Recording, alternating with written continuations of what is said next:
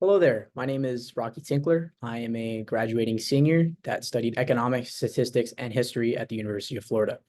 I did my thesis research on factors affecting energy consumption.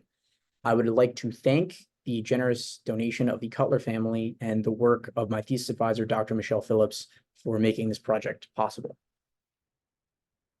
I chose energy consumption because I felt that it is very important to current economic goals. Our energy consumption habits have been steadily increasing since the start of the Industrial Revolution. And we're starting to see now that unfettered growth of energy consumption can lead to negative consequences in decades to come. And so we are trying as a society to figure out sustainable ways to improve our existence so that we can continue to prosper for the foreseeable future. And so the goal of this research was to figure out patterns that were associated with sustainable behavior so that we could hopefully improve public policy, city planning, and urban development. I looked at all 58 California counties for this research in the year 2020. I chose the county level because as an entity, a county has less variation in it than an entire state. And so when you consider that the state of California has a very diverse economic and geographic makeup of counties, it made sense to use the county level. And in my dependent variable, I used residential electricity consumption per capita for the year 2020, which published every year by the California Department of Energy.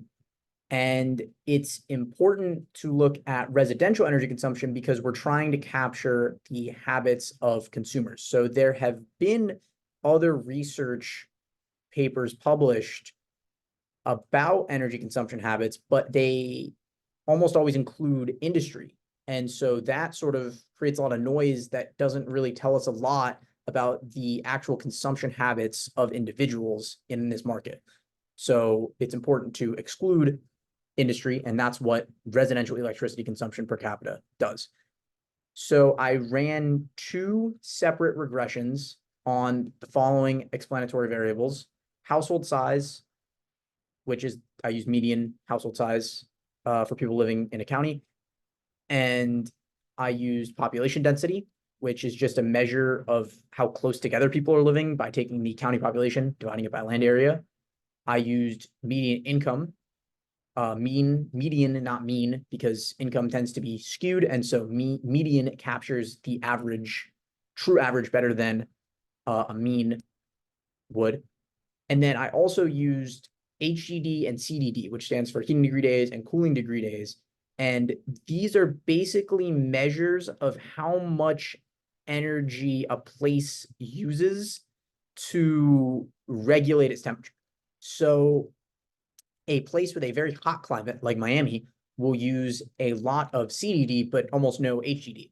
And on the contrary, places in Alaska will use a lot of HDD, but almost no CDD. And so these combined give a good picture of how much energy is being used in climate control. And then finally, I said two regressions because I needed to include price for any demand side of a market, as we are looking at here. But price is a very complicated scheme in energy pricing. And you can look here at this map just to show like the messiness that the state of California and all places really have in determining utility bills. So the best data that I was able to find, like very clean data, was only available for 27 counties. So I ran a separate smaller regression that included price data for those counties.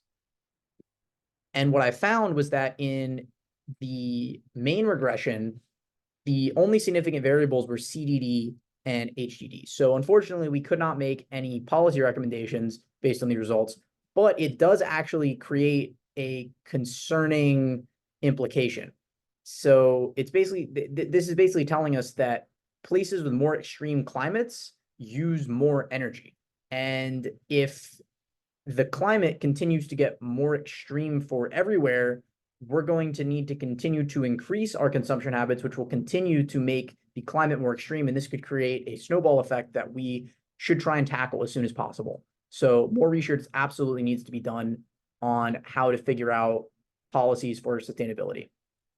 However, it is also worth noting that the significance of CDD and HDD disappeared when I accounted for price in the separate regression, but it's also worth noting that energy producers likely account for the difference in climate when they determine the price that they set for their utilities, and that 27 unit regression might not have been as thorough as the full regression. And so in the future, I think it's important to continue to study this and to perhaps look at a study like this with every county in the United States, or even with all 50 states, or just different variables, to hopefully figure out ways that we can identify sustainable behaviors and apply that to our public policy going forward.